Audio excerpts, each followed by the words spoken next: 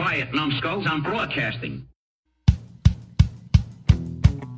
This here is a true story about crossing the pond at night in the world's smallest cockpit on the tanker through the weather. Oh, and to the tanker crew who did that, thanks a lot. We really appreciated that. I'm just kidding. No, I'm not.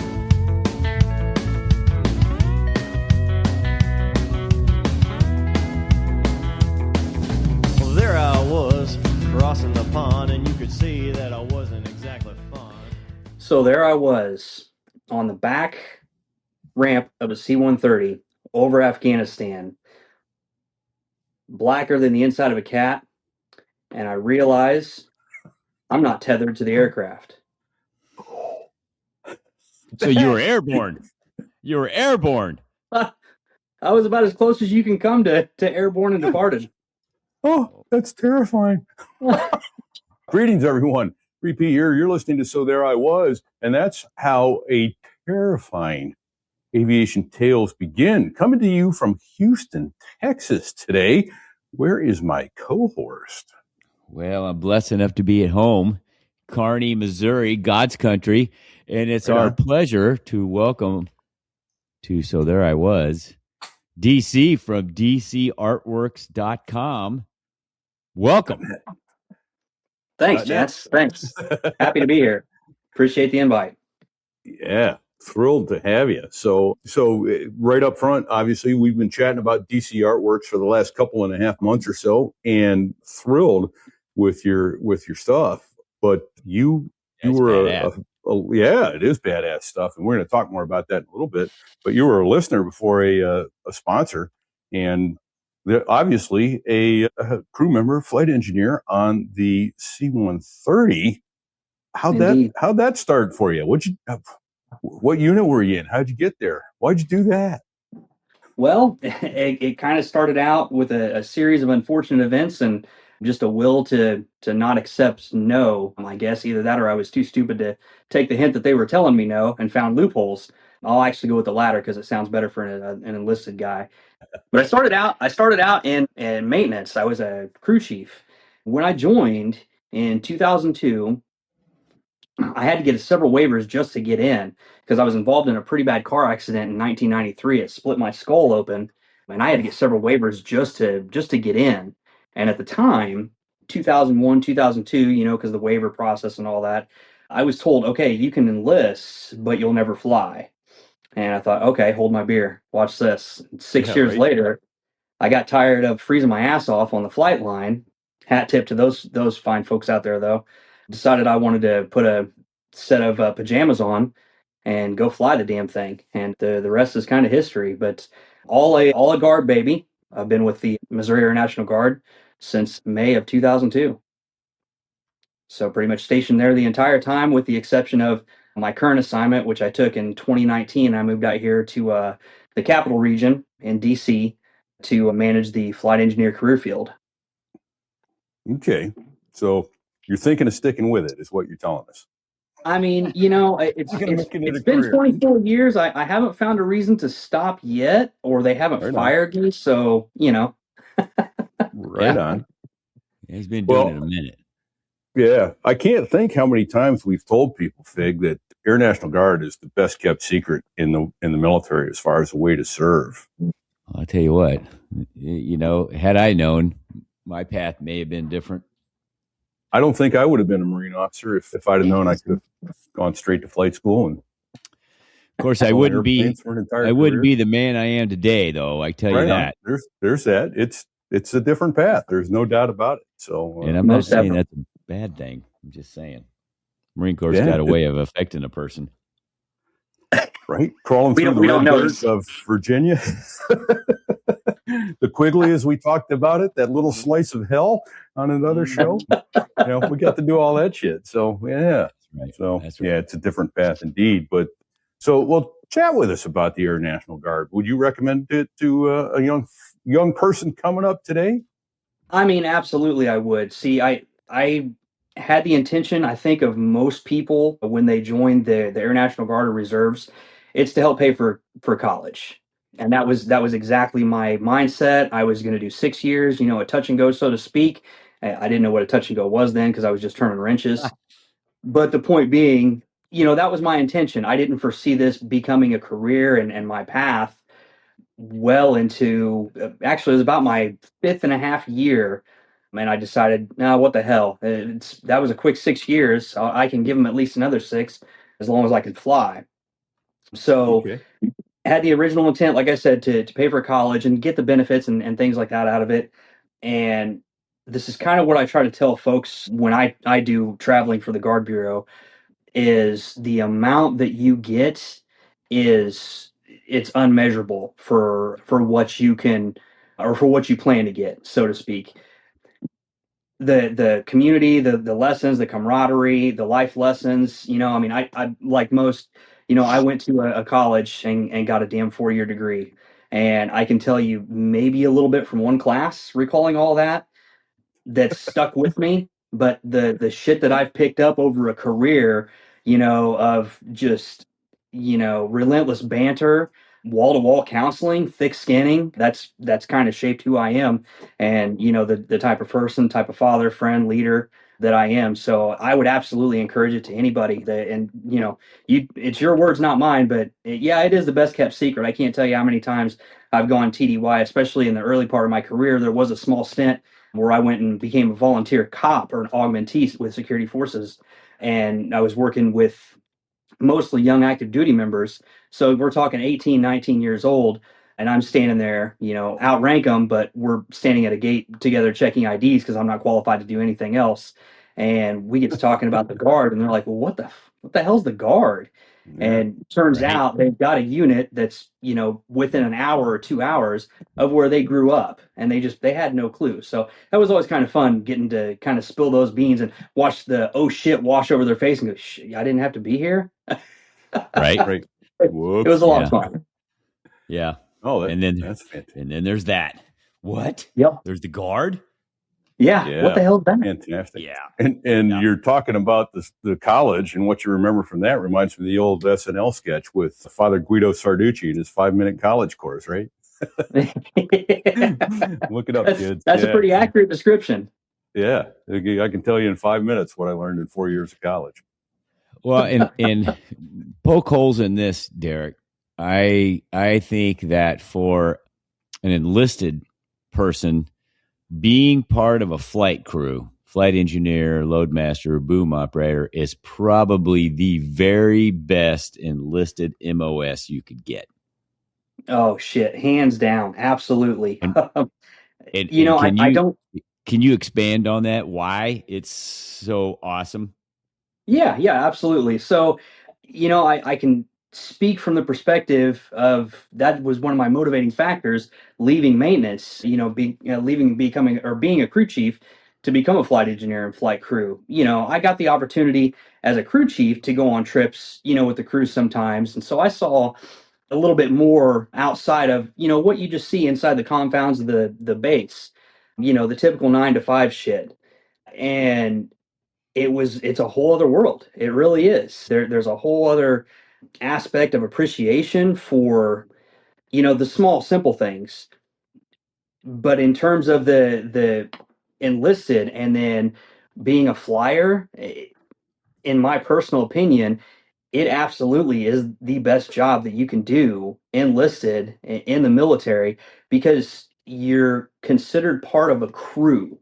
And when you guys know just as well as I do, being part, with airlines and then your backgrounds, having a crew aircraft, there's no rank when you step on board the jet. Everybody's a subject matter expert. We work as a team. Ultimately, it's the aircraft commander's decision, but we work as a damn team. And that is the most fun part of being a crew member, especially on the enlisted side of the house, is just being part of a bigger team, maybe much less spoken about or seen. But you don't have to deal with a lot of the bullshit that kind of comes into play. The line of sight. Hey, I got something for you. No, you don't. I'm sorry. I'm getting ready to step to the jet. That ain't happening, brother. Nice. Yep. And I'm going to point out some of the obvious parts, but when you're part of an air crew and you all stay in a certain location, guess where you stay as an enlisted guy? It's a shelter half tent in the field. Wherever the officers are staying, because you're part of an air crew and you stay with your pilots, right? Yeah. Absolutely. And, absolutely. And you eat what they eat, you stay where they stay, and it's like, that's the best damn thing ever. You don't have to go sleep on the wet grass? Come on, man. That's awesome. I just had a flashback of Cameroon. I have flashbacks from Cameroon all the time. Don't go postal, Fig. No, Cameroon was good. Niger, not so much. Yeah. Well, to Fig's point, the reason that brought up and the sleeping in the grass was, we got the luxury of sleeping in a hotel rather than, the tents on the airfield like the other folks, unfortunate souls, had to do. And there was a rule that unless you needed water at the hotel, you didn't touch the pallets and pallets and pallets of water when you left. But amongst the crew, and correct me if I'm wrong on this, Fig, we had an internal standing order that if you had an empty hand, it wasn't empty. You'd better damn well grab a case of water because we had other purposes for that water back at the hotel. We had an ice machine with us. and that was, that just produced little nuggets of gold for the entirety of our trip. Yes, it did. Well, you got to break at least one loose there. Come on. Well, when we were in the first location up in Niger, there was no. Wait, was Niger? There was no alcohol in Niger? Niger was the no booze. Okay, so and you couldn't drink the water, and so of course, you couldn't go anywhere and not have booze. That's crap. So we were going to smuggle in the booze, but then the issue became, I identified the weak link in the chain before we ever left us. Oh shit! If we can't drink the water, it means we can't have ice. Ooh, we better bring an ice machine. So I ordered an ice machine. We took it out there, and that's why the bottled water going back to the hotel was always important, because we had to have ice for our cocktails. Absolutely, and we did.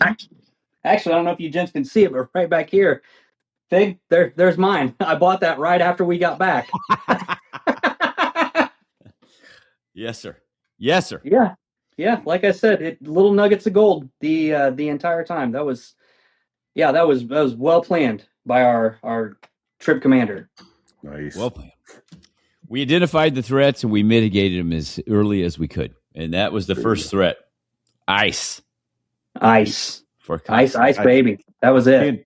Can't drink warm gin, for goodness sake. No. Oh, hell no. Life's too short for that. Right? So, all right. So I'm 18 years old. I'm wrapping up high school. How do I do this Air National Guard thing?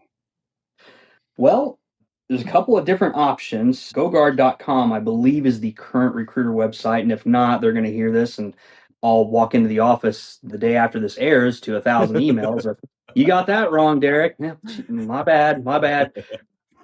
Reach out to me if you're curious. The show will have my contact information, but just Google search Air National Guard, and a map should come up and it'll triangulate down to the closest location nearest you or where you would like to serve.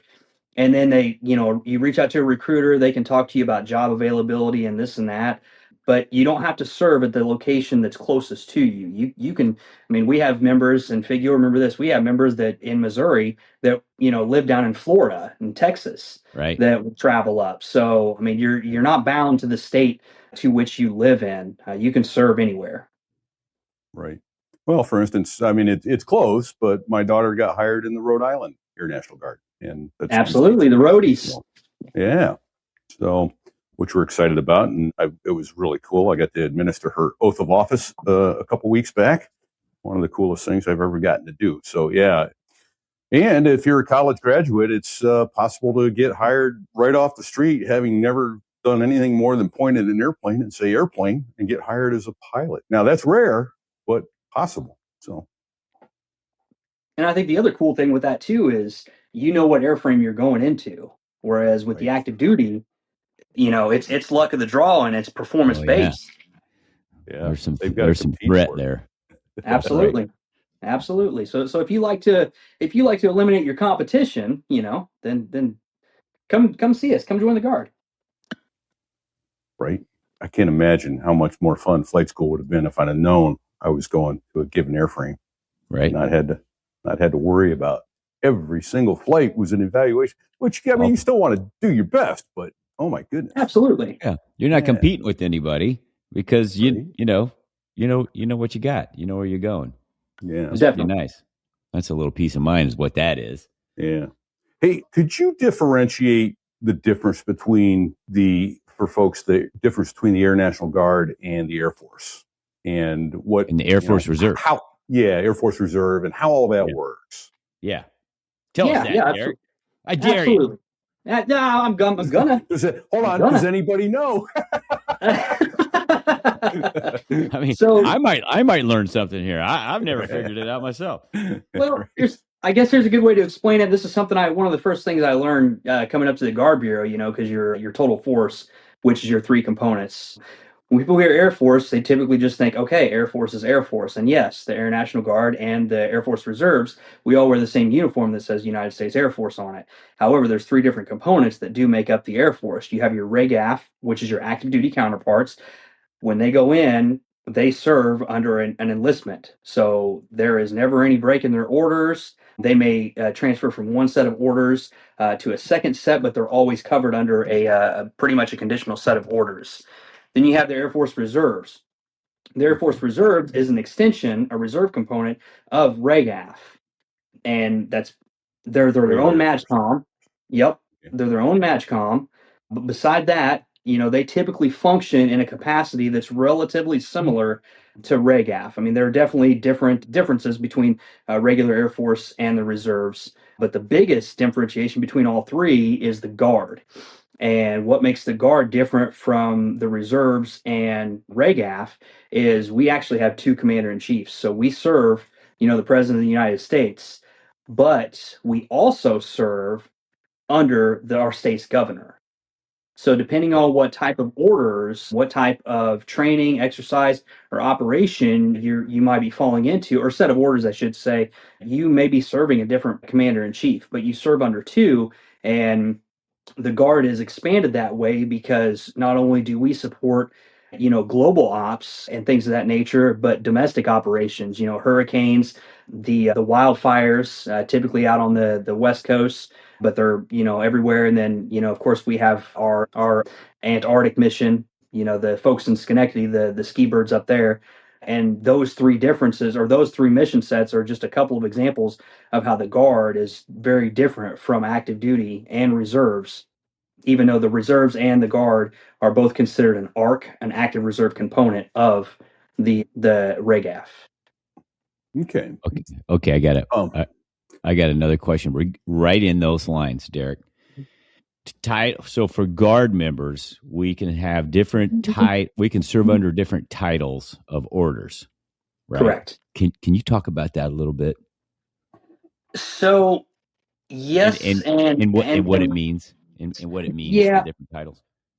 So we'll try to just keep it simple. Title 32 is for the state, and your Title 10 is for the president, for active. That's really to try to keep it as clean as possible. There are different shades of gray that come in there, but then there's also non-order pay statuses that Guard members can fall under too, like your AFTPs. Fig, you remember this from flying. It's a pay period, and for then your drill status guardsman as a whole, that's including all of your career fields in the Air National Guard. A common, I guess, quote or name for us used to be weekend warriors. And that's your 1 weekend a month drill period that you do. That drill of a Saturday and Sunday is typically broken out into 2 periods per day. And then you got your 1 weekend a month and 2 weeks a year. So the 2 weeks a year is considered AT, or annual training days, right? Correct. It can get very confusing. Would you say what AFTP stands for? That is it's a flight training period. Yes. Additional. Additional. I was trying to remember what the A stood for. See, that's he's still got it. The commander's still in there. I'm thinking other numbers, palm and shit like that that's rolling around in my head. I know, right? Yes, additional flight training period is the one that Fig's referring to, and there are several different others. As a matter of fact, the saying kind of goes: there's 54 different ways or flavors to get paid in the Air National Guard because there's so many different pots of money that can pay you for various duties and drills. Most come without the benefits of being on a consecutive order of 31 days or longer and stuff like that. But there's a ton of different ways to get paid, and it's not uncommon. And Fig, you remember, I'm gonna have to give a shout out to him, the man, the legend himself, Kerry Mills. I think he went back to back years of being paid over 400 days in a 365 day period. I think he went almost 304 or 440 days in a 365 period, which that doesn't math. But No. when you break the days up 2 periods per day, if you're a quote unquote guard bum, a hard charger, man, you can make it happen. And there's people out there that do it all the time. Yep. Excellent example. Here's the other cool thing. I think that like in 11 years active, I did 7 different duty stations. Well, they weren't all different because I was at Cherry Point 3 times in 11 years, but 7 different duty stations moving around. Join the Air National Guard, you're going to deploy probably, but you're not moving all over the world, right? Like you would if you're in the Air Force. They own you. They can send you to Alaska. They can send you to Antarctica. They can send you anywhere. And that brings up a very good point. Derek, can you touch on the importance of why the Guard is usually very particular before they hire somebody in their unit, especially for a flyer? Oof. Yeah. And that's kind of a policy that it's not necessarily written, and I shouldn't say that it's a policy in itself. It's a procedure we do like to follow in vetting, but you can open yourself up to a poor investment. We'll put it that way. That's absolutely detrimental to, I mean, as low level as just managing a flight, all the way up to a group level mobilization. And it takes, one toxic pool, as you guys have more than accountable experience in your careers. It takes one person to kind of really set a negative tone within the squadron. So we try to do our best to really interview and get a good feel for the folks that do have some interest in joining the crew positions, because I mean, we look at it from a perspective of, okay, I might spend X amount of undisclosed months in an undisclosed location where we're basically sharing a tent together. So I got to be able to trust you and know you pretty well to know that, well, you're not the type that might slit my throat in my sleep, or who knows. But we try to do that, just to make sure that we're getting the best of the best. And unlike active duty that you hinted about there, repeat, active duty, you're probably in one unit for maybe 2.5, 3 years, and then you're moving. But in a Guard unit, you're there for life. That's it. There's the rub. So that's why it's really important to know what you're buying. Otherwise, it can be bad. It's not short-term needs. Ask me how I know that. Unusual going to DC, So, but going to the DC area, that's kind of unusual. It's possible in the Guard to do something like that, to move, but the exception rather than the rule, I guess. Yeah, it is. And I knew about them when I came out here, but DC actually does have a Guard. Okay. The Capitol Guardians that are also here at Andrews. But most people that end up in DC are like me. They accept a staff position for part of development and with intentions to return to the state or whatever the case may be. So it's the assignment that I'm at and the location where I'm serving is probably as close as you'll get to being in an active duty environment in the Guard. Okay. Because you typically have people that are on 2, 3, maybe 4-year tours at best, and then they either go back to their state or another state happens to see their value and swoop them up. Okay. Nice. Yep. And what are you doing now? Are you comfortable chatting about that? Yeah, we can chat about it a little bit. So I served as the flight engineer functional manager, managing the fixed wing and rotary wing flight engineers. On the rotary wing, they're actually called special mission aviators. But I got to manage those guys for 5 years. Wonderful group of folks all around the globe. And then I took a jump into the position of a mobility action officer. So to kind of in a nutshell, what I tell people when they say, well, what the hell do you do as an action officer? I mean, just about anything that comes through my mobility division tasker. I mean, from aerial events, evaluation waivers, training waivers, exceptions to policy. If you can come up with it, chances are it probably at least skips across my desk for review. And then, other various things outside of that. But that, in a nutshell, briefly, that's what I do as the action officer in my current assignment. And correct me if I'm wrong, but you are the Air National Guard C-130 flight engineer guy. I was, yes. Oh, you're doing something different now? I'm sorry. Yep. No. I switched assignments about a year and a half ago. But that's what I came out here to do. Yes. I missed that. Okay. You're filling up the ice machine, weren't you? I probably was. Attaboy. Attaboy. Fantastic. Okay. Yeah. So obviously, I'd like to shift gears just a little bit. Obviously, things are going on in the world right now, and we got men and women from the regulars, the reserves, and the Guard all over the planet right now, and some particular hot spots. And you brought to our attention the other day something called Operation Old Spice. Indeed. Let's chat about that a little bit. What is Operation Old Spice, and why is that important, sir? So Old Spice is just kind of bros helping bros, and this is ladies included. Just figure of speech. Ladies can be bros. But this is kind of it's just cool dude with long hair, right? Yeah. There's kind of a way of us taking care of each other. I mean, you've been downrange, and the importance of having a day off, perhaps, or maybe just on your way out to a pre-flight, and you make a quick stop at the day room, and I don't know, there's a couple of hydration packets or something. Like, well, shit, it's better than just warm water all day. It might as well be flavored warm water, on this 16 plus hour sortie that we're getting ready to knock out. But just having those kind of things there, and those are typically just packages, from random, groups or families, that have, rounded up from their local communities and sent them our way. Unfortunately, right now, that's not necessarily the case.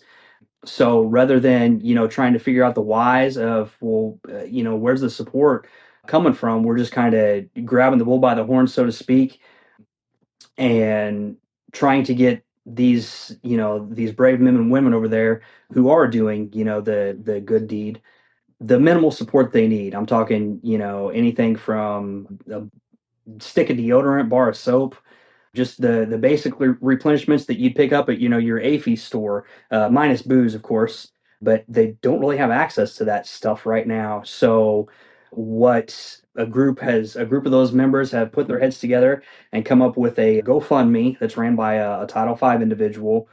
And the purpose really is to build up some funds and be able to fund source a request list that comes from these said individuals at the various undisclosed locations and what they're short of.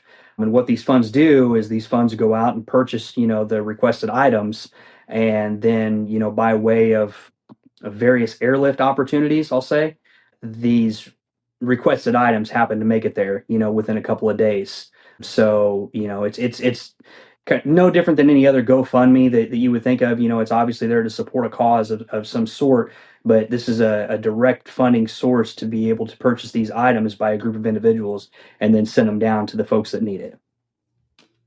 That's pretty badass. It's awesome. Because the logistics haven't caught up yet, and they might not for a while. That's the major concern, is that they may not. And so rather than, wait for the wheel to get up to speed, let's just go ahead and let's grab it.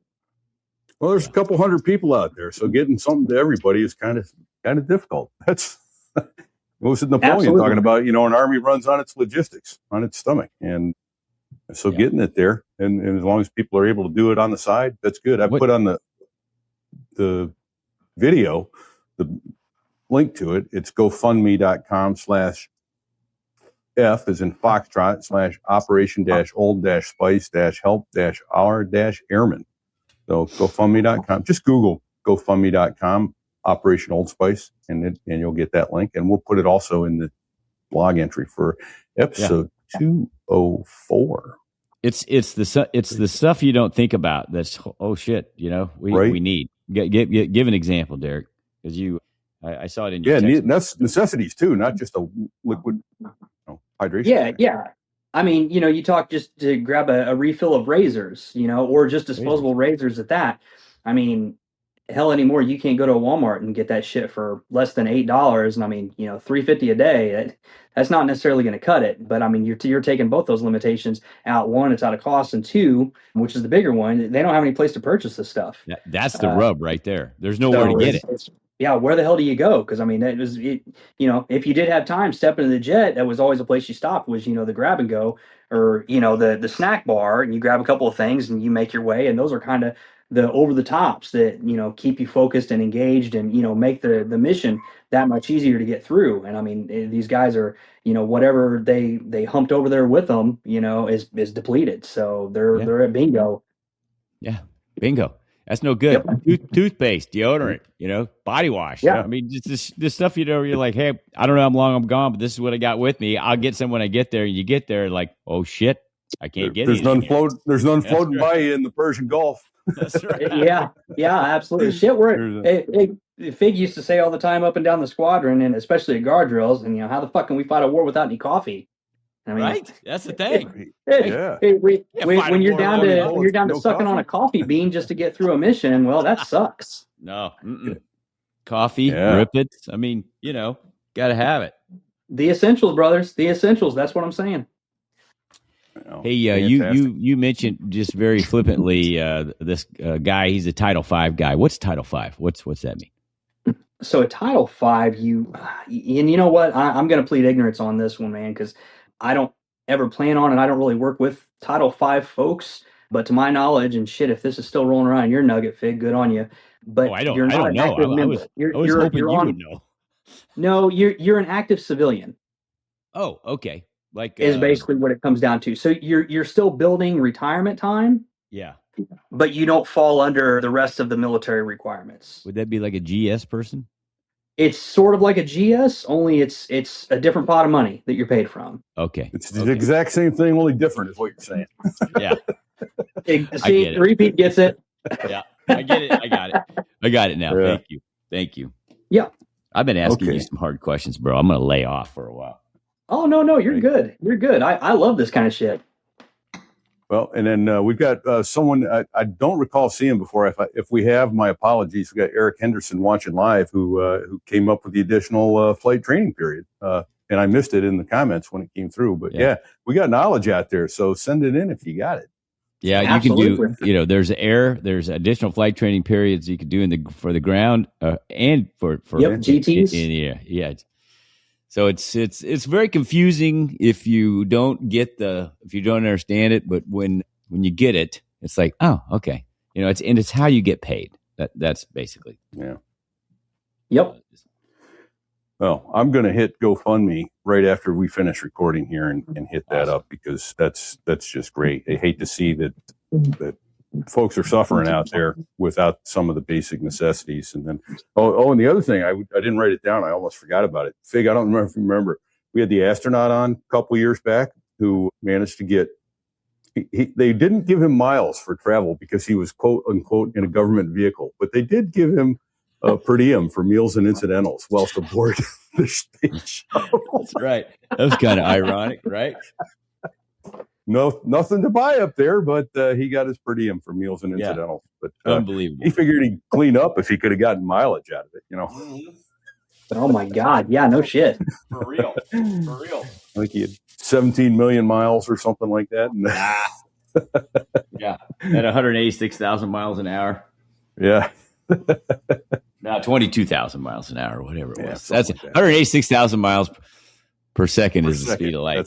That's the speed light, of light. That's warp factor 1, man. That's pretty damn lickety split. That's what that is. Right. That is. It's cooking. It's a little faster than a C-130, but Just scopes. Yeah. So how long were you active flight engineer on the C-130? So I'm still technically assigned as a flight engineer, although I mean I would be marginal at best. How As a you matter of start fact, this thing? I just had a check ride, and I'll say it was a check ride. um, I'm definitely not a subject matter expert anymore, which is unfortunate in this part of your career, but that's life. But I was a flight engineer. I went to that school and training in 2008 down at Lackland Center of Excellence. That's where you go down through basic flight engineer school. You get your wings.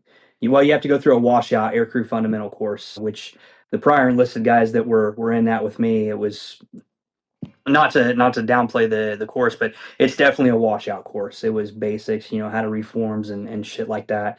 But then they turn you into the all-encompassing basic flight engineer course, which it's been revamped since I went through now. It's all more set up kind of like a college curriculum type atmosphere and course. But you go through, I mean, a little bit of everything. Like I say, it's basic flight engineer, and I mean, one of the bigger ones that they go through, and responsibilities for flight engineers is told takeoff and landing data. And we were talking about a minute ago how with the Guard and Reserves, what airframe you're going to. Well, in this course, they didn't care and it didn't matter. You're gonna do told on anything and everything. As a matter of fact, a lot of the fixed wing told we ran on was 141s, which they're not in service. They weren't in service even at that time. So if you're a fixed wing guy and you're running rotary wing told, it can get convoluted and confusing real quick. But the point and purpose of it, which I later realized, was it builds a level of confidence in yourself and your ability to understand, the different flight dynamics and how they're going to impact, each mission set day to day. So whether you were intending to go into rotary wing or fixed wing, doing both, it definitely built your awareness and appreciation, and also the importance of getting the numbers right. Because a good flight engineer once told me the numbers don't lie when the iron's in the wind. Right. And if you lie to them with the numbers, the iron won't get in the wind. So That's exactly it. That's exactly it. But no, that was in 2008, and I was a guard bum pretty much consistently from 2008 until 2015, I believe it was. Shit, I'm having a hard time remember. 2014, 2015, something like that. okay. So that basically meant that I was a full-time college student, and then on the evenings after classes, I would go out and fly one of the AFTPs that we were talking about and ad nauseum just a few minutes ago, and then drills, things like that, and also throwing your name in the hat for trips that your local unit would take. Okay.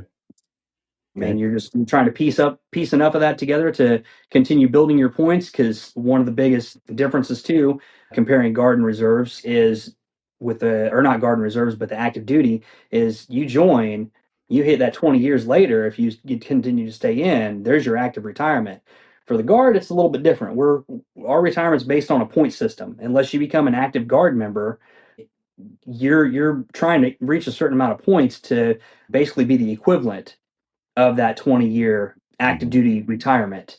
And I mean, that's why it's not uncommon that, in the Guard, things are starting to slim up a little bit these days, but it wasn't uncommon at all to see people with, 30 plus 40, 45 years in service.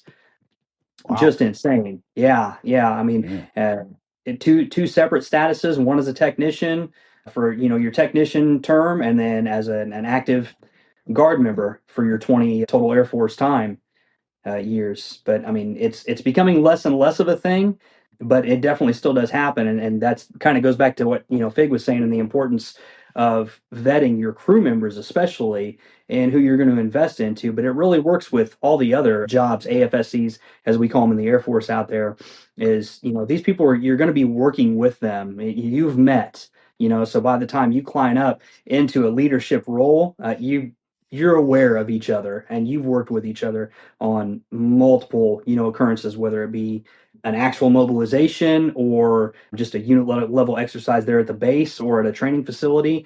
You know who you're working with, and so Sure. everybody's experience and whatnot. Okay.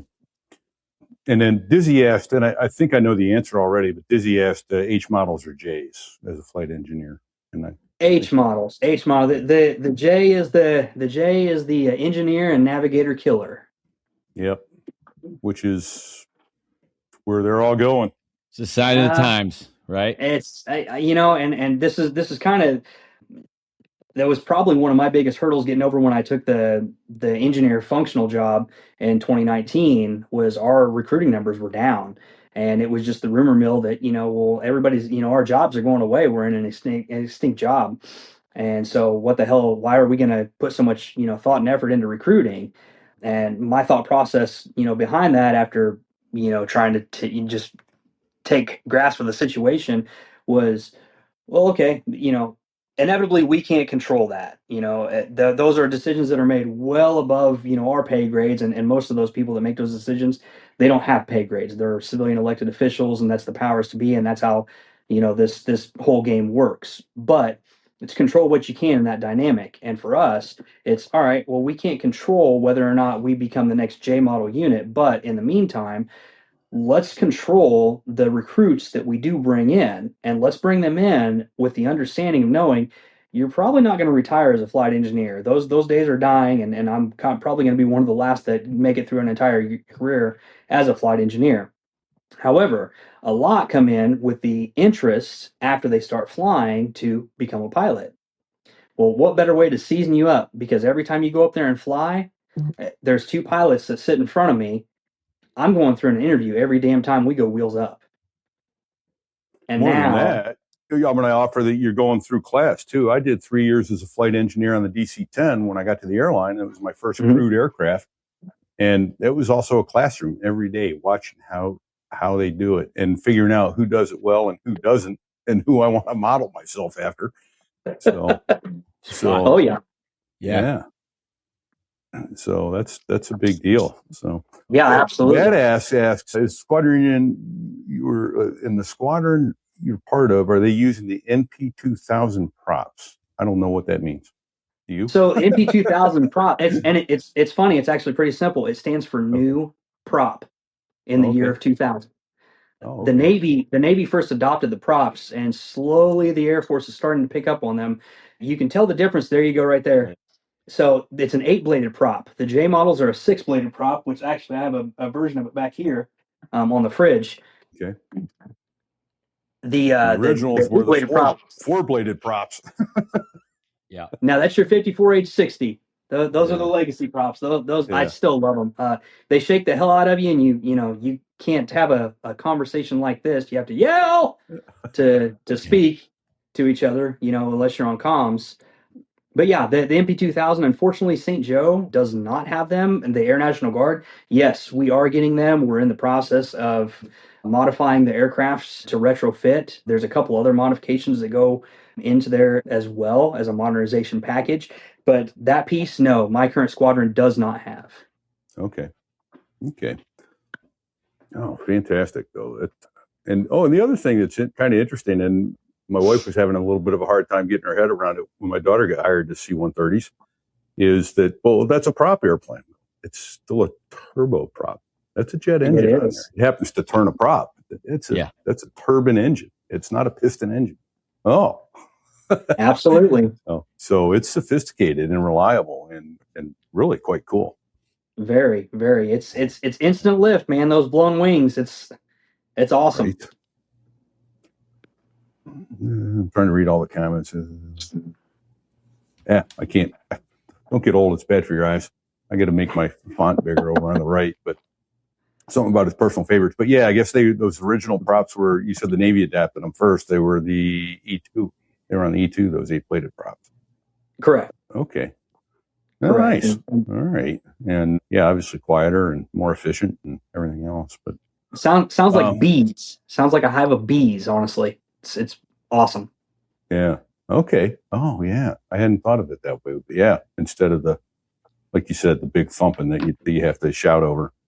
So, all right. Well, speaking of flight engineer stories, do you have any good ones where maybe, the knuckleheads that were sitting in the seats forward to you on the left and the right side were doing shit that just scared the living shit out of you? Or did you have any surprises or even a third set of eyes to keep them from doing something stupid? Because that's why you're there.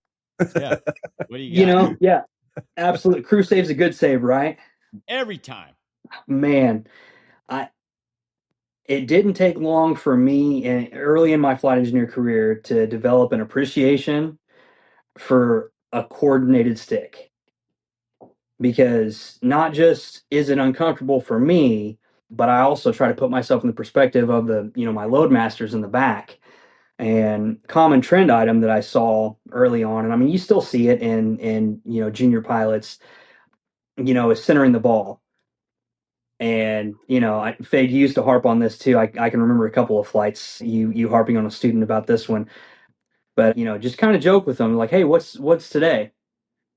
Well, I don't. It's leg day. Put the fucking ball in the center. That's the load master slamming around in the back, man. Come on. Yeah. I know you don't feel it up So, front here, but gracious. yeah. So we've got non-pilots in the audience. Can you explain what a coordinated stick and centering the ball and all that stuff means? Because, they're thinking of driving down the road and not 3D.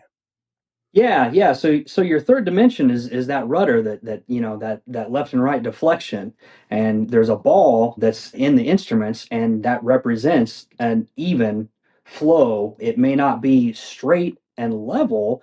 Typically, it's level, but it may not be straight to the naked eye. But to make it through the atmospheric conditions, you need that rudder input to stabilize the aircraft so that it feels and simulates that it's a stable platform. And the further back in that aircraft you get, which a C-130 isn't that long, to be completely honest, with most, in comparison to most other airframes out there. But man, when you're in the back and your pilot up front is kind of all over the place, man, it shifts you pretty good. That I mean, just to put into perspective, I had the opportunity to go fly on one of the AC 130s, the H model version, before they retired in 2019. And they did a demo of a coordinated howitzer 105 fire and an uncoordinated. And I mean, when that 105 goes off and it's not coordinated, it tosses you a little bit. You can go for a ride. So, pilots, the thing to think about, is your passengers, everybody, behind your flight station 245 in the C-130, is think about everybody, after 245, what little bit you feeling up front, they're going to feel a hell of a lot more in the back. So just kind of be cognizant of that.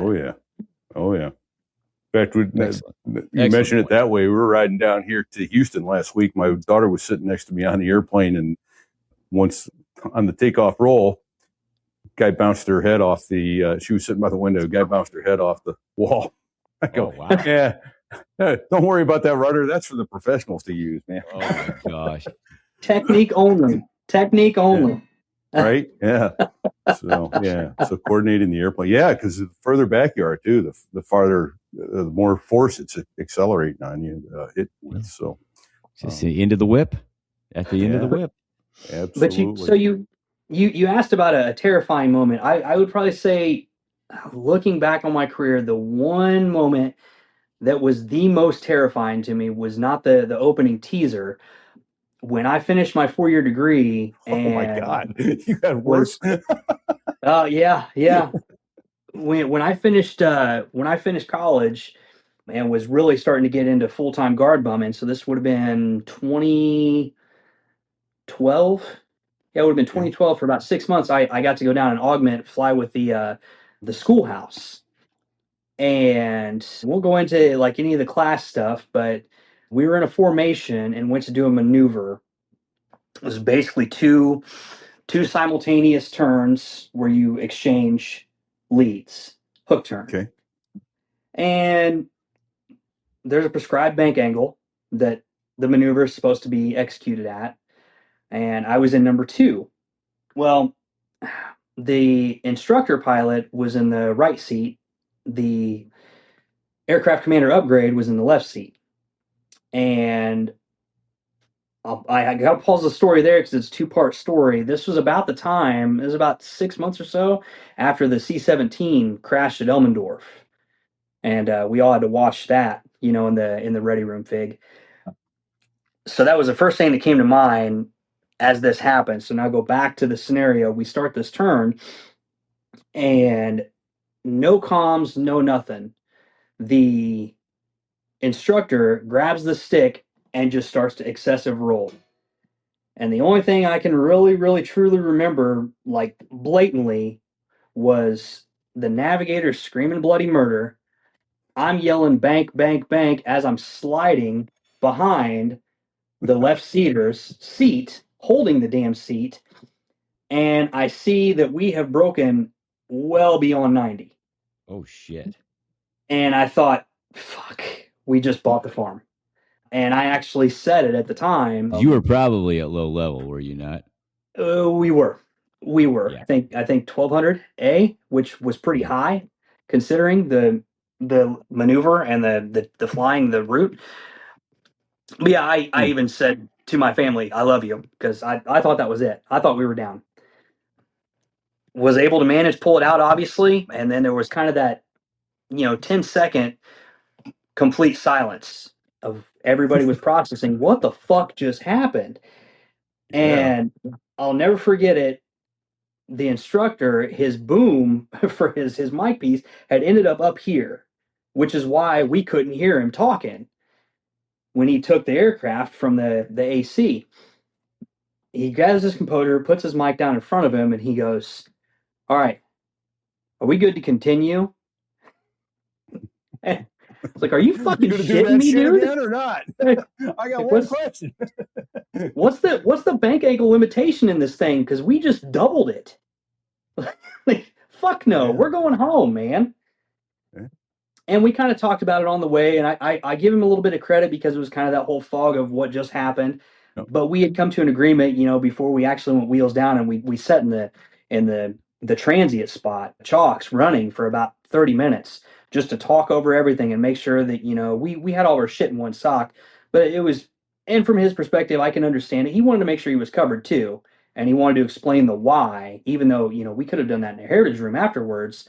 Just wanted to make sure that we were all on the same page, and not necessarily like we're trying to fabricate a story and get on the same page, but he wanted to answer the whys before we got into the squadron and started having to answer the whys on top of the, well, what did you see? What did you see? And sort of thing. Yeah. So it ended up being uneventful. They did NDI the aircraft, and thankfully there was no structural damage to it. NDI is a non-destructive inspection, ultrasound Correct. and X-rays and all. Okay. Yeah. Correct. And so I think the bird was released to fly later that week, because I think this was a Monday sortie. Was he maneuvering because he thought there was a midair potential, or what the hell happened? Yeah, what was his that was his reasoning, and then the navigator later stated that he saw number one's wing coming into the window while we were in the turn. So the thought was, or the fear was, that lead had executed a higher bank angle. Yeah. And we were gonna kiss, trying to get away from him. Okay. Yep. Yeah. And so that's why he rolled, and just, honestly, kind of hope for the best. But thankfully, the student that was in the left seat, he called out, "Knock it off," and so everybody did roll level. So that would have stopped lead from continuing to turn into us. But yeah, it was something. Oh, that is terrifying. That is terrifying. I'm just glad my name wasn't mentioned in that story. I thought you were going to tell me I scared the hell out of it. I was going to say, Fig, which were you? Were you lead or no? I wasn't part of that deal. Upgrade? No, sir. No, sir. Oh, there's been some times of scaring the hell out of me with Fig, but they've all been pretty good for the most part. There you go. Oh, So I would say, if you want to do a scared the hell out of me moment, you'll remember this one. We don't have to tell the whole story, but scared the hell out of, and this wasn't because of Fig. This was just with Fig. But going back to Cameroon, do you remember when we got rolled up? No, refresh my memory. There was a group of about 12 of us that was walking back from dinner, and we decided to take the path of least resistance. Oh, went through the neighborhood, and the dudes rolled up on the motorcycles with guns. Yes. It was oh shit, we're gonna die, and then I think you might have been the one that they asked for ID or something, and you pulled your ID, and it was like long lost friends reunion. I was like, oh shit, give me a hug, brother, and it's like, well, never known those AK-47s and all. Yeah, we were cutting through a neighborhood that looked pretty. It was, what was, officer secure housing, right? Yeah. It Yep. was officer housing, and these dudes were the military police incognito. They rolled up on motorcycles, had guns. They were kind of in civilian clothes, and were like, "Oh shit, This isn't where I parked my car." yeah, yeah." It's all good. Oh, All good. Fantastic. I deleted that from my data bank. Thanks for bringing that back. It's back. It's back, Put that brother. penguin You're back welcome. on the iceberg. Oh, man. All right. Well, hey, I want to mention one other thing. Then I want to get into what your big project that you're doing now on the side. You mentioned flight engineers going away and guys wanting to become pilots. Do it now while you still can, because believe me, when they can get rid of the pilots, they're going to do that too. So. Yeah. I mean, I still think the engineers are going to be around for several years to come, because the H models do have plenty of life left in them. But to your point, yeah, I hate to admit it, but I mean, it's the writing on the wall. We are a dying breed, and the opportunity to be a flight engineer, it's freaking awesome. I absolutely love it. I do miss my crew chief days, because they were a blast when it established my foundation and baseline for my knowledge, not only with the C130, but just being a member of the Air National Guard. But becoming a flight engineer has just been, it was by far the best decision I ever made. Fantastic. All right. Well, I want to talk about DCArtworks.net. Obviously, you're sponsoring the show, and we're deeply appreciative of that, man, because my honor. It's my honor. No one else lacks the financial sensibilities to. No. So in all seriousness, can I tell about your upcoming project, or do you want to keep that on the lowdown for now? I mean, it's still in the beginning stages, but yeah, by all means, please do. Okay.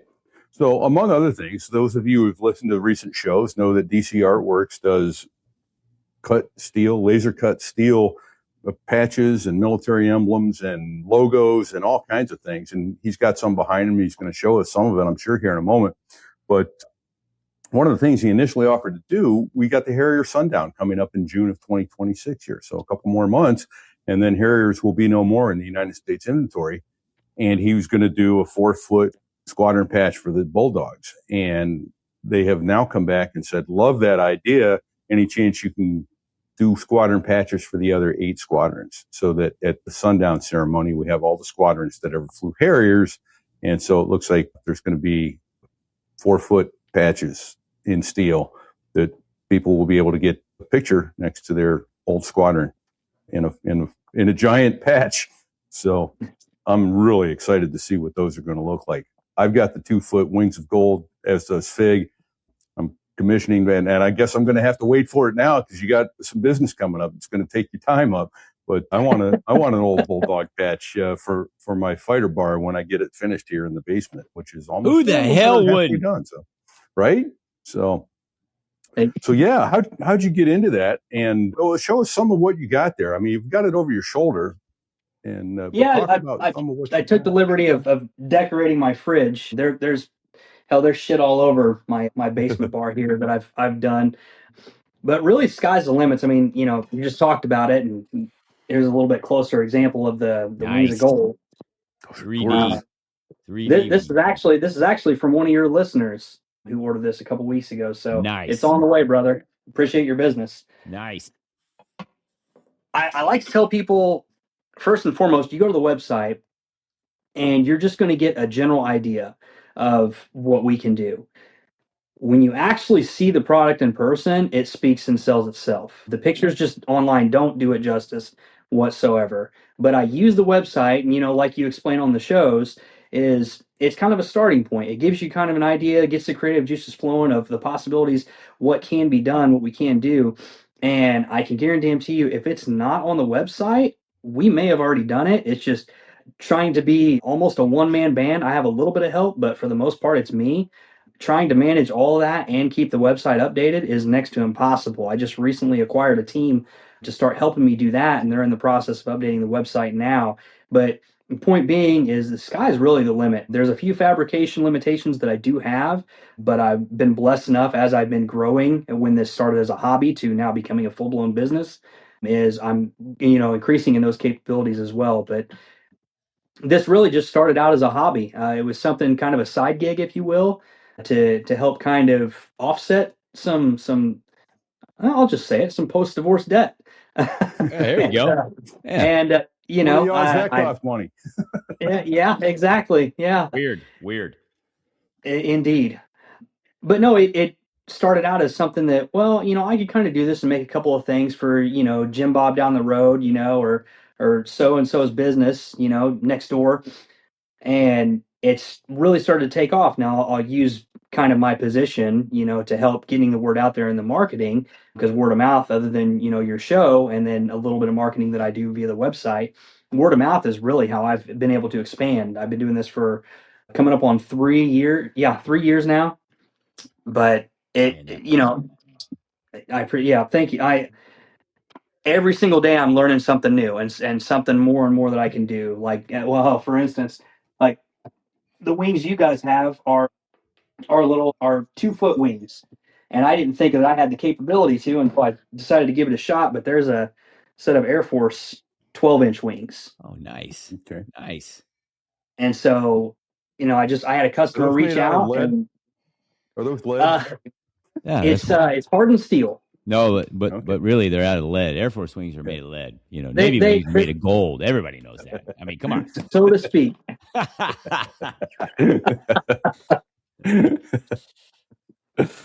But yeah, it was kind of just a hobby that exploded, to not ramble on too much. And it's become something that... keep rambling on, because I'll tell you what, these things they're just gorgeous. I mean, the wings, I love them, and they're... You look on the website, these things are 4 foot. Some of the patches you've done, squadron emblems, that sort of thing, they're 4 feet. You sent me a picture of a flag and a cross. It was just amazing. These are not stamped aluminum crap. No. They're handcrafted, laser cut, and hand finished, and they're just gorgeous, Eric. I gotta say, man, you have stepped into a niche market here that is beautiful. It's art. Artworks.net is not an understatement. No, I appreciate it, guys. Again, I mean, yeah, it's this stuff is a lot of fun, and the possibilities are, like I say, endless. I can't wait for you guys to see these patches in person, because again, you can look at a picture all day and it doesn't really do it justice, but I'm confident, and repeat, we were talking about this a little earlier before the show, when the Harriers make their final landing, and these things come out there, so folks can do their final tour of the jet, take their picture in front of their old squadron. A pleasure that an artist gets is kind of seeing, their artwork appreciated, and the excitement and enthusiasm and the questions that come from folks. And I mean, when my wife and I will go do craft shows and stuff like that, and a lot of craft shows, we hardly sell a damn thing.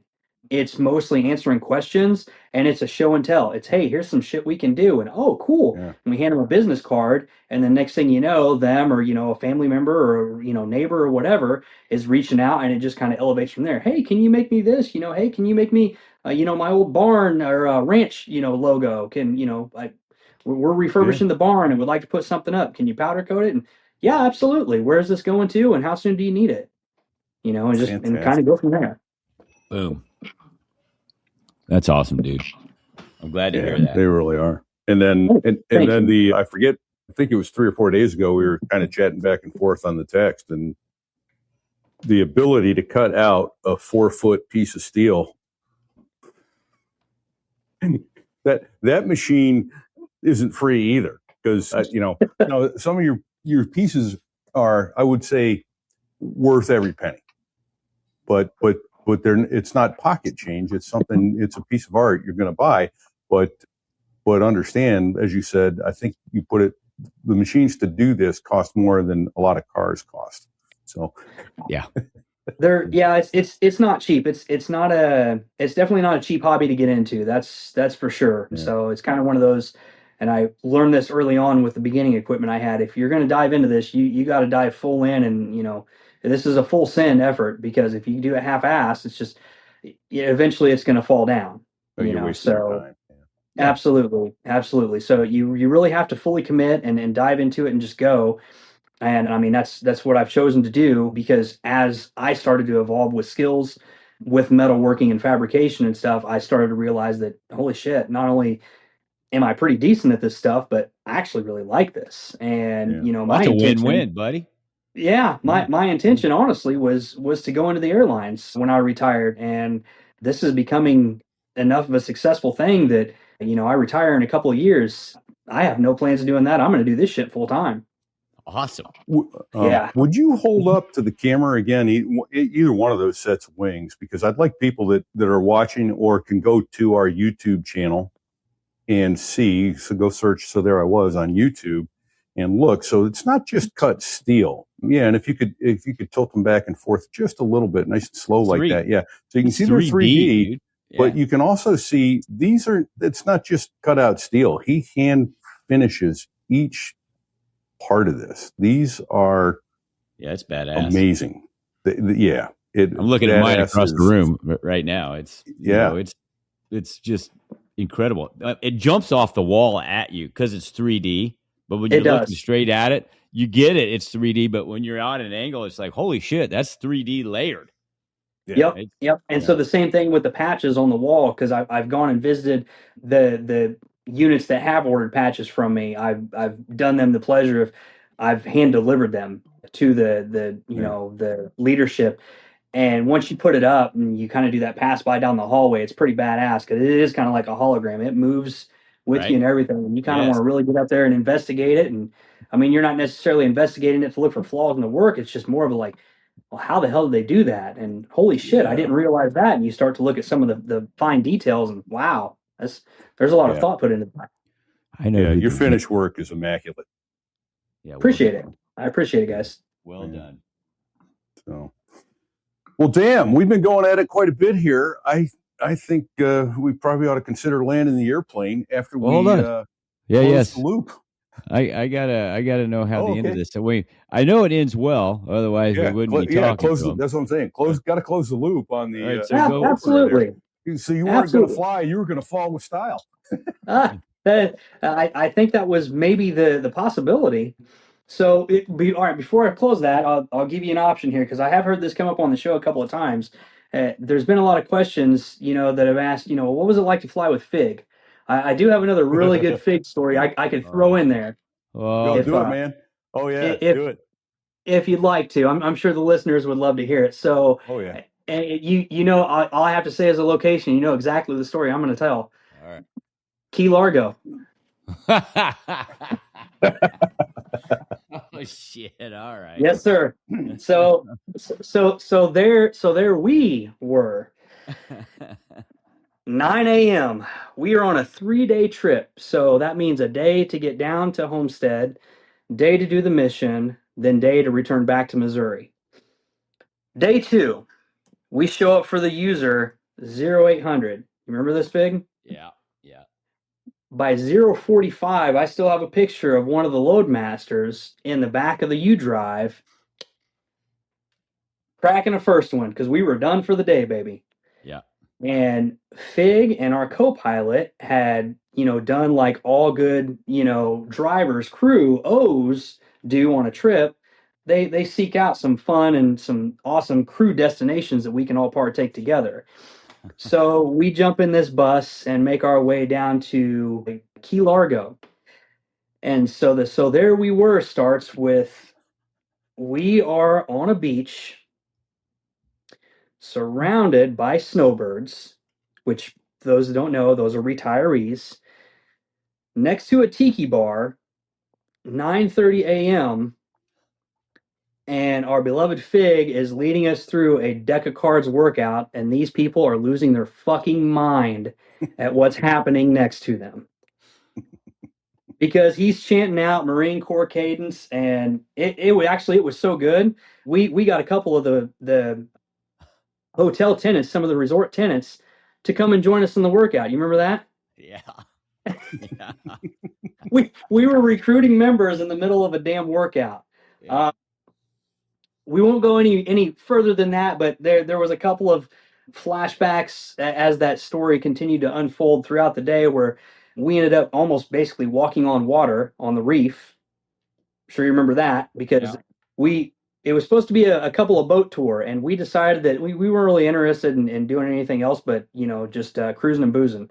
And the boat captains were happy to oblige. So we skipped about 90% of the tour, went to the next gas station and filled up the boats and just had a freaking blast. I think we bought every beer they had in the cooler and put them back on the boats and found there was a couple that were Luke, that maybe I shouldn't say Luke. There were a couple that might be cold, as in room temperature cold, but we wanted it. We're like, fuck it, we'll take it. Absolutely. How much more you got? So that proceeded into later on. The crew kind of got separated and then slowly started to find their way back together. We may have been asked very kindly to leave an establishment because we started an ice fight. Yeah. I think that's which probably then the first rolled time in your into life you've ever been asked to leave an establishment that day. which then might have rolled into just before the hotel. Our crew bus stopped at a stoplight, and there was a mass exodus of, well, I shouldn't say mass, because it was about half of the bus unloaded, and we started doing push-ups right there on the side of the road at 9, 10 o'clock at night.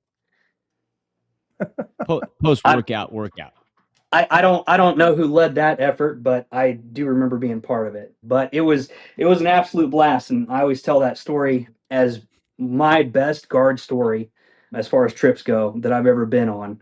The flying was awesome. We got to basically break off after we did our drops and do a little low-level tour of the Keys prior to. So when we got down there, the snowbirds quickly realized who exactly we were. Like, hey, you're the guys that just fucking buzzed us. You woke us up for our morning cocktails. Yes, But, we did. Yeah, we sure did. But I also remember. You remember the landing you made that day? No. Well, it was a fighter-like landing, and this is coming from a non-fighter guy. But as an engineer and a non-pilot, I found a lot of appreciation. I thought it was pretty fucking cool that we landed and held the nose wheel off forever. And I remember the tower going, "That's pretty damn awesome." we're still rolling out. Yeah, it was cool. It was a fighter landing, or what I would call a fighter landing. You guys probably have a more technical term for that. I'm just a dumb sweaty. Nice. It was an accident. I didn't know the nose gear wasn't on the ground. Yeah. No. You know what? I'll plead stupid too. Absolutely. But it was a blast. But that's a story I like telling about Fig, because it's always a blast to travel with. And that was it. The flying was fun, but it's the damn stories that he tells afterwards. That's why I'm also excited for the sundown, because I can only imagine the stories I haven't heard yet. Oh, there'll be some good stories. We're gonna get some good stories too. Yeah, we are. Right? Absolutely. We're going to be there. In fact, I'm going to reach out in the next day or so here to figure out our access and where we can set up and get them. So, all right. But we can land this jet, and I'll tie up the opening teaser. So yeah, what happened was the static line when the Loadmasters, when we opened up the ramp and door, the static line had somehow gotten tangled up in the door. And Fig, you'll remember this. For those of you that aren't familiar with the back of the C130, we were doing a type of drop where it's a bunch of bundles. And so when you go to the back of the aircraft, that's all you see. And I mean, you have to think skinny to get from the front part of the cargo compartment to the aft portion where the Loadmasters are at. And I go back there to try to help out the Loadmasters get this line untangled. And it's one of those, you just kind of get caught in the moment and you don't necessarily think about everything you're doing. You execute with safety, but at the same time, it's like Micro says, safety third, right? So I grab a hold of the static line with another Loadmaster, and we're giving it, all the oomph we've got to try to get this thing untangled. And while I'm holding on to this damn static line, I just happen to glance out, and I'm like, oh shit, there's the Taliban. I could join them because I'm not tethered to the plane right now. And the other Loadmaster grabs me and pulls me back and has a harness, throws it on. We couldn't get the door fixed, or we couldn't get the cable unwrapped. So we actually ended up making an emergency landing with the ramp and door open. And that's the only time I've ever done that in my career. Got it on the ground, was able to get it unwound, took back off, got a new TOT, got the shit on target, got back to our forward location, and we were done for the day. That is terrifying. Holy shit. It was just another subtle reminder of, you know what? Just think before you do. Right. Oh, it wasn't your day, man. buddy. It wasn't your day. Wasn't your time to go. Yeah. Thank the Lord. Oh, man. Well, thanks, brother. Thanks for coming on and sharing. No, thank you guys for having me, man. And thanks for, putting out the word for the Operation Old Spice. Yeah, it's my pleasure. It's my pleasure. Just trying to do what I can for those guys downrange. I know you guys feel the same, but, it's the least we can do. And thanks for being a sponsor of So There I Was. Absolutely. Again, my honor. I've been following the show. Well, hell, I remember the day you told me about it when I was giving you the bottle opener in the parking lot. I was like, you have a podcast? I mean, it makes sense, but holy shit, how come I didn't know about this? And, here we are all these years later, finally connecting and it's working out. And I'm grateful to be part of this with you guys and appreciate the opportunity. And I hope this goes on for years and years to come. Repeat, it's a bottle opener that's about 6 inches long in the plan form of an Aviate-A. It's got the Marine Corps emblem emblazoned on it. It's badass. It's similar to the C130. Yeah. He's holding up a C130 one right now. But I got a Harrier. It's badass. Nice. I'm thinking. I plan on making a bunch of them and I'll have them down at the sunset. Bring a couple. Yeah. Yeah, you probably should. Yep. Definitely. Fantastic. Well, Derek, thank you for your service. We're grateful for that. I'm going to reach out, like I said, to GoFundMe and Operation Old Spice. Donate to that today because we got a lot of people downrange in harm's way, and to help make their lives a little more comfortable is the least that we can do. So thank you for your service. Thank you guys. Thank you guys for the support. I mean, you guys know just as well as I do. It means more than you can really put into words, and especially, giving the thanks and support to the families, that we have to leave behind. Because, I mean, they're the ones, we go out and we do the suck, but damn, the shit they have to mop up and sweep up while we're gone, God love them. I couldn't have said that any better, brother. Thank you. Boom. Indeed. Yeah. Another quick thank you as well to Dave Hamilton over at backbeatmedia.com, who handles our advertising, and Cashfly for the bandwidth to get the show from us to you. Anyone else here, Fig? We need to thank all of our Patreon donors who have lost their ever-loving minds and donate money to us, but we are so humble and appreciative that you do. Thank you. Right. For all the ways to donate, so there I was.us/donate, including Venmo. Now you can send us a Venmo, and we'd appreciate that. Where should folks go if they want cool logo merch? Okay. So there I was.us/merch. Yeah, man. Koozies, glasses. Yeah. Yeah. Bikinis. No. Oh, you know what? We do have a bikini. I don't think we've ever mentioned that, have we? You bringing that bikini to North Carolina? You damn straight I am. God, please don't. Sorry, repeat. Damn straight I bring my bikini. Why the hell not? Oh, boy. Right? Well, it's going to be summertime. So there I was.us/merch if you need it. There you go. Emerald Isle. Folks on Emerald Isle and the beaches of North Carolina. Bring an ice pick to poke your eyes out in case you see Fig on the beach. Just run. You don't want to see it. You do not want to see it. Or maybe you do. I don't know. Yeah, I'm not judging. If you do, I'm not judging. It's okay. Hey, could you go to therewas.us/rate and drop 5 stars on us, please? We'd be most grateful if you could do that. That would be deeply appreciated. If you can't, give that non-5-star rating to somebody else's podcast. That's right. Exactly. Right? Hey, we're trainable. So if you can't give us 5 stars, tell us what we need to do to make it 5 stars. Right. Exactly. And he's in the audience today. Badass made a couple comments there. I think we passed 1 or 2 of them along. But yeah, badass. BDS aviationphotography.com, who lets us use his music. So we're grateful for that at every opportunity. Sticks and Bago not here today because we blindsided them. This came up basically yesterday afternoon. We were able to schedule this and get her done. So got to get it done when you can, right? Got to get it done. Right while the iron's hot, boys. That's right. Well, the sound you're hearing in the background, that's the music of the two F-16 pilots that make the air farce sound good. That's the Dos Gringos.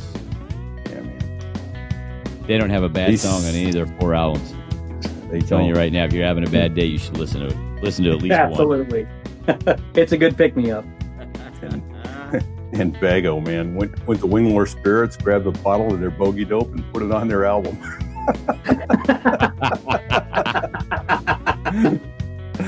Right on their album cover. So that's good stuff. On there. That is good stuff. So, all right, everybody. Until next week, thanks for joining us. Stay safe. Set the check. Sick.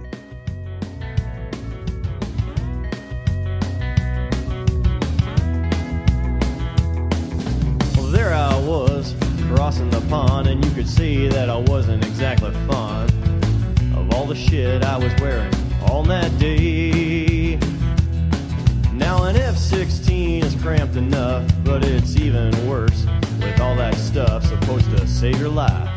But we knew there was no way. Cause when you're going down the North Atlantic, man, it's over. What? He said it's over.